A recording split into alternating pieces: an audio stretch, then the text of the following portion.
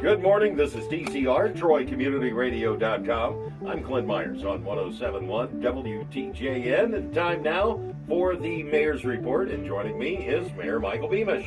Well, Clint, good morning to you. Good morning, David. Good morning to all the listeners here in Troy Community Radio. Boy, last week, no different than any other week in downtown Troy. Busy, always a lot of stuff going on. Well, it is a busy week, and we had some special guests come into Troy. You're the sister city of the delegation. Oh, thank you for bringing that up. It was a wonderful opportunity for young people to get together with host families from the Troy area, and they experienced a lot of the culture of Troy and the surrounding, and for many it was their first time in the United States, so they get the American culture as well. And we had 11 students and 3 adults that joined them, and all stayed with host families, so they got to experience the activities of family life. And this has been going on for over 27 years. Wow. And our sister city relationship has grown. We do, and I think the student relationship is important. Next year, we will send our students over to Takahashi. This is about 9,000 mile distance. Just a quick trip. Just a quick trip. And they had a great time. We did a lot of things together, but they also did a lot of things with host families, so they have experiences that they can share with each other and then share with their classmates over in Takahashi of some of the experiences that they had. But they did enjoy, I got to tell you, I think they enjoyed something that they probably don't get a chance to do much in Japan, and that is ice skate. Oh. They went over to Hobart Arena, and they had a chance. Some of them more experienced than others. Others Okay. were holding on to the sides. As I would be. Yeah. But they had I think it was a great experience that they had. We had a welcome time together to gather, and the families get to see each other.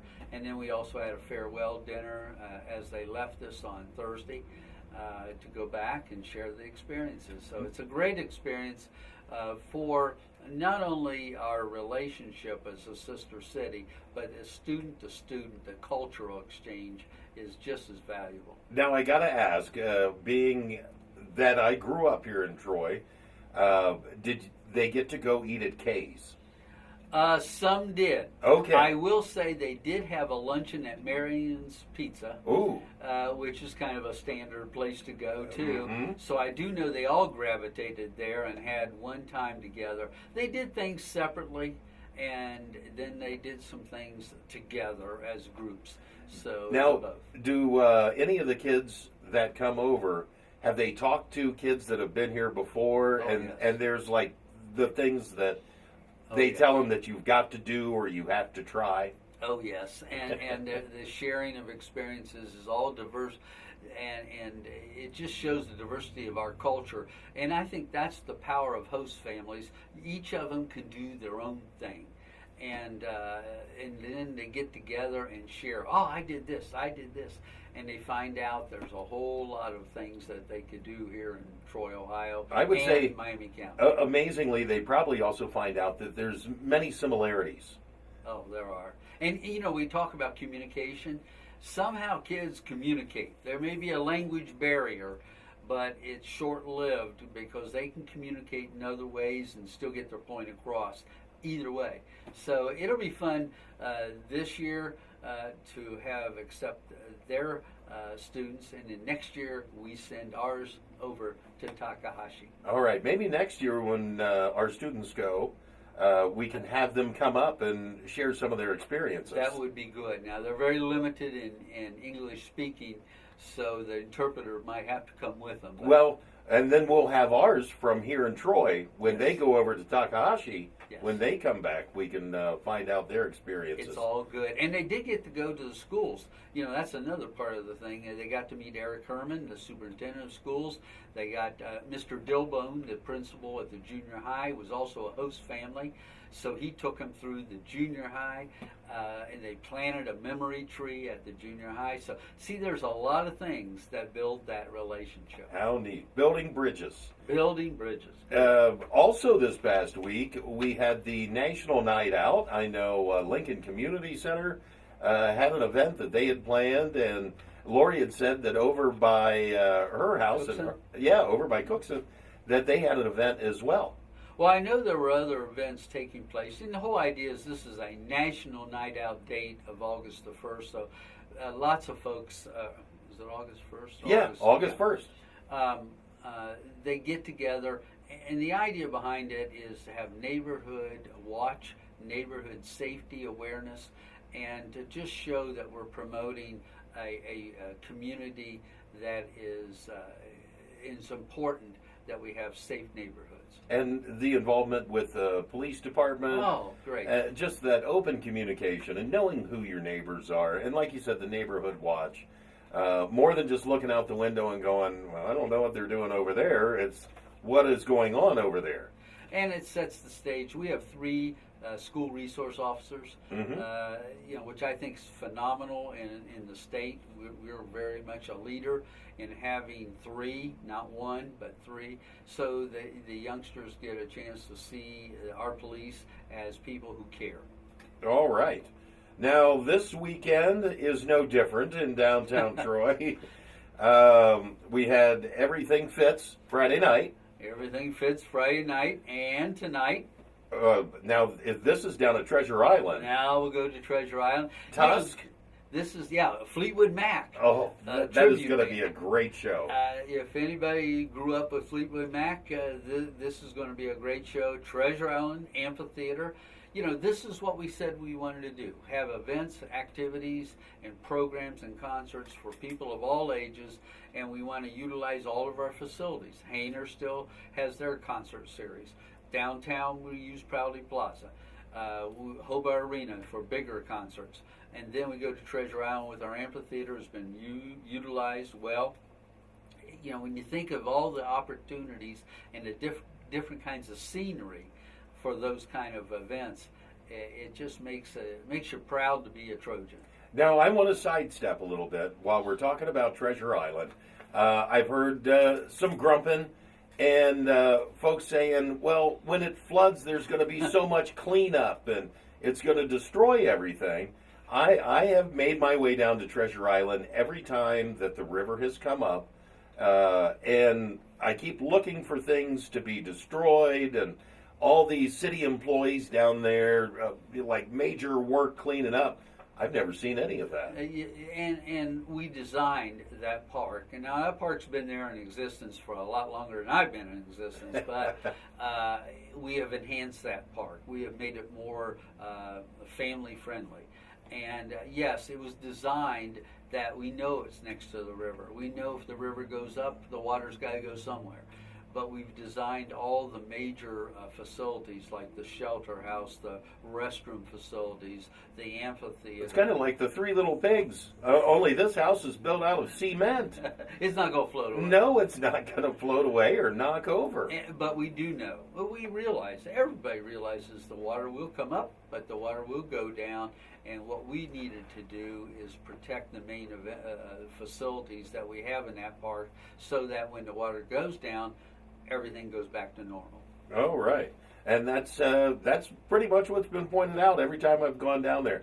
The only damage I've seen is sometimes the grass looks a little muddy brown.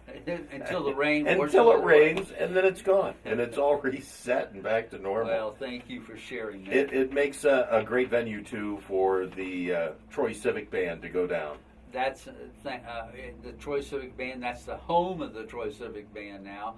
They use the amphitheater for their concert series. It's quiet, it's peaceful, it looks beautiful. If you're looking down the road, down the river, our recreational trail system, it's just a nice setting for our local professional band.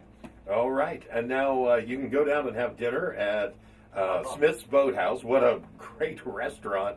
And talk about the view while you're dining, looking out back. People love to get out on that patio area outside because it's right along the river and a beautiful view towards the courthouse and downtown.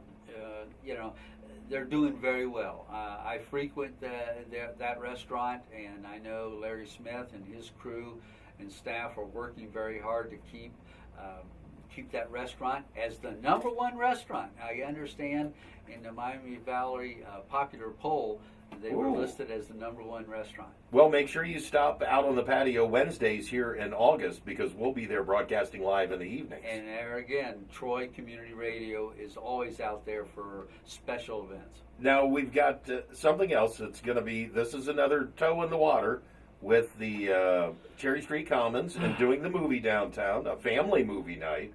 And it's going to be Pee-wee's Big Adventure. And it's also tied in with the merchants in downtown Troy as well. I love this part where it's kind of like a scavenger hunt for the kids looking for Pee-wee's bike. That's true. We are experimenting, trying to think of new and different ways to have activities for people of all ages, including families. And this is one of those events that we think might be nice to have a movie night. And so the family movie night is going to be on August the 12th. It is in what we call the Cherry Street Commons. We're going to, again, field test the waters here with an outdoor movie theater. You mentioned Pee-wee's Big Adventure. It's a bike theme. It's a family movie, and it's fun. And we're going to start in Treasure Island and have a bike ride down to the movie theater, outdoor movie theater. And so families can gather there. But between now and August the 11th, there will be Where's the Bike? That's a contest. And we're going to give away a couple bikes as you go down through the downtown businesses that are displaying a contest flyer and look at the Where's the Bike contest and enter there. And contestants are asked to take selfies with Pee-wee and post it to Twitter and Instagram and Facebook, and they can win other prizes as well. It's just another way of partners, and I'm going to say it's just not the city of Troy. There is a lot of partners, including our downtown businesses, our main streets, our chambers, our foundations, our entrepreneurs, people who have put their own time, talent, and money into the project. Again, always trying to enhance the possibilities of coming and enjoying the downtown ambience along with the river and along with our recreational trail area. Now, some folks have said, well, you know, they're already testing it, and there have been meetings here recently that are talking about it. Yep. But these things were already set to go. These events were talked about like well over a year ago, and people put their ideas, and that's where a lot of this started with the Great American Communities. Thank you. America's Best Communities had their. We moved into the quarterfinals, and we still thought the initiatives that we set out are still valuable, and we want to keep moving forward. Other people, partners in this whole community came together and said, let's move forward.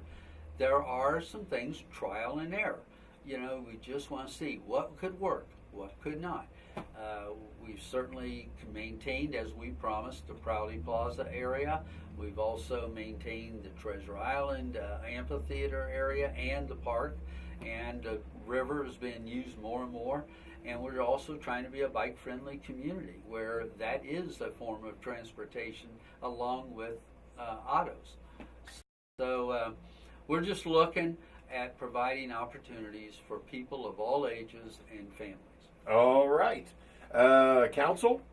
Council's coming up. Yes. It seems like it's been a long time before we had a council meeting, but we do have one coming up this first Monday in August, and it's 7 o'clock. And everyone's invited to attend. Sure, but if they can't come, they can always see it on live stream. Yes, that's troyohio.gov. You have the live stream camera of the council meetings every time you have the council meetings. So, and we continue to also pick up trash. You know, people forget that this is the season. A lot of people are cleaning out sheds and cleaning out their garage. We've had a lot of good weather, and it's also the time of year for garage sales. And absolutely, Dye Mill Road facility is open, especially with some of these rainstorms that we had last month. Brought down a lot of limbs and branches and things. And you've been great, Clint, of mentioning to people, if they bundle those up, it makes it easier for our trash crews to pick them up. But if they not, they can just load them up, take them to the dye mill facility. That is another really opportunity for people to get rid of trash and brush and things. But we also do a large item pickup along with our trash day. Now, do they need to notify? No, they Nope. don't. Just set it. Put out their recycling in one cart and their trash in another cart. And if they have loose branches, tie them up, put them out. If they need tea bags, we have tea bags here at City Hall, but also at True Value. They sell our tea bags. You can set those out. They all will be picked up. Then there's the large items. If you set those off to the side, that is also a service that our street crews provide. So lots of opportunities to get rid of waste. All right. Now, the Dye Mill Road facility is going to be open later this year. Yeah, they're going to stay through December 2nd. Wow. So we'll talk about that in maybe the first snowfall, but it is open. And that's the key thing. You have options to get rid of your trash waste. All right. Anything else you'd like to add in this morning? No, I think we've covered a lot of bases today, and just to hope everybody enjoys the weather and the activities, the events, the concerts. Yeah, the concert tonight. Go down and check that out. No, Yep. I don't think we said it. Absolutely free. That's true. Bring your lawn chairs or go to the amphitheater. There is grass seating in there. Bring your blanket. You got to get there early if you want to get those seats. That's true. That is true. It's been a hit. The amphitheater and the concerts there have all proven to be very successful. All right. Thank you, Mayor. Thank you. This has been the Mayor's Report with Mayor Michael Beamish. I'm Clint Myers on 107.1 WTJN.